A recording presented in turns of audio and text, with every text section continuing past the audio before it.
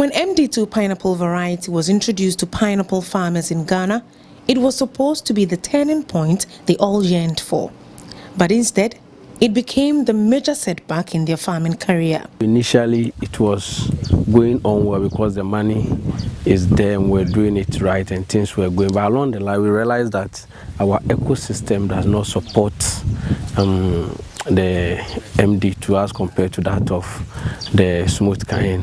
We also realized that it's capital intensive and you need much attention and you have to be applying the chemicals on time. When you fail the time, you are definitely failing the plant.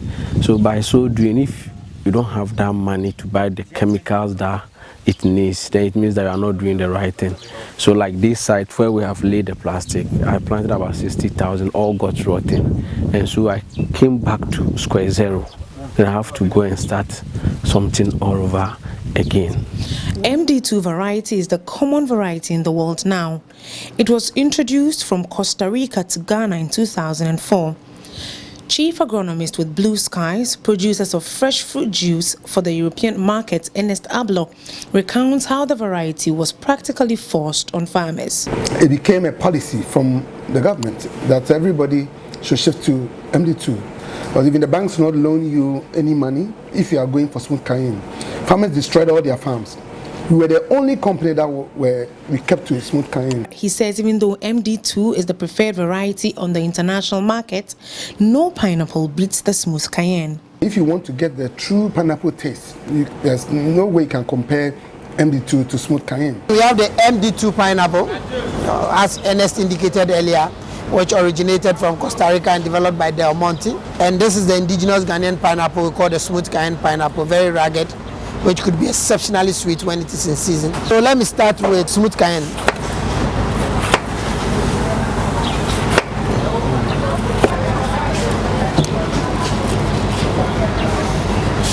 So we'll do a bit of fresh from harvest tasting. So you can take a chunk.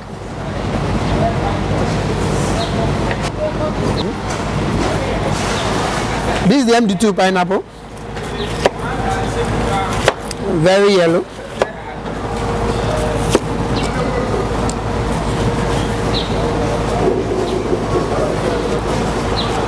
So yeah, that's it. Moses, who is now starting all over again after a huge loss, blames government for the lack of support to farmers after the introduction of MD2.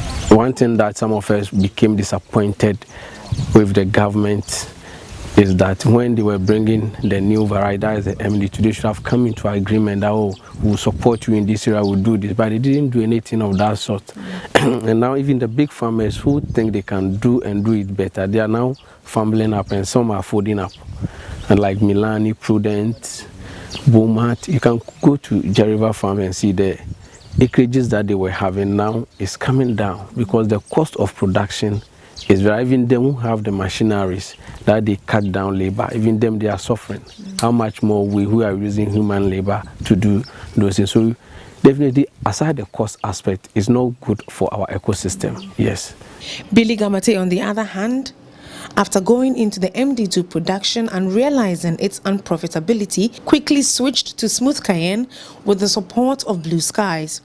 He now owns a 300-acre smooth cayenne farm and is the largest supplier of pineapples to Blue Skies. Because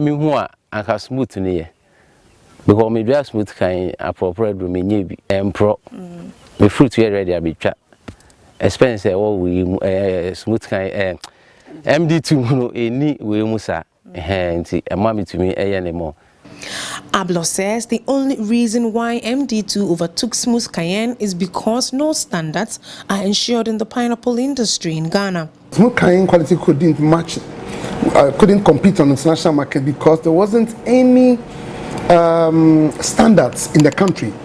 And there wasn't any serious institution that were controlling the quality of fruits that goes out of the country.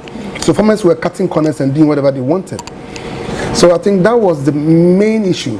We were at that time criticized that we give rejects to farmers because what we do is not bending rules. We were strict to our specifications for farmers. If you bring your pineapples and it's not good, we reject it because we believe the only way to compete is quality. And since the shift, we've never lost smooth cayenne business until one customer decided to shift to MD2, because we kept the smooth cayenne and it went very well for us.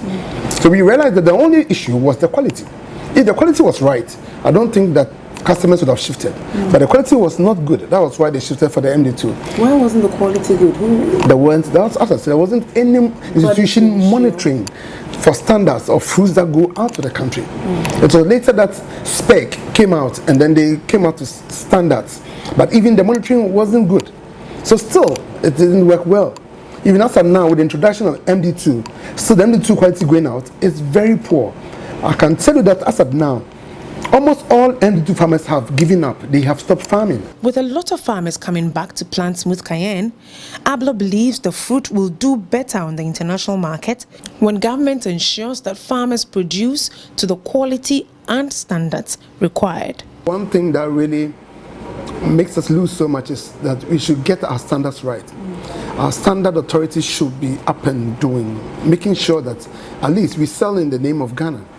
They should not allow anything just move out of our ports. It should be get the right specs, making sure farmers are producing too. And that calls for serious extension work, which is now dead in the country.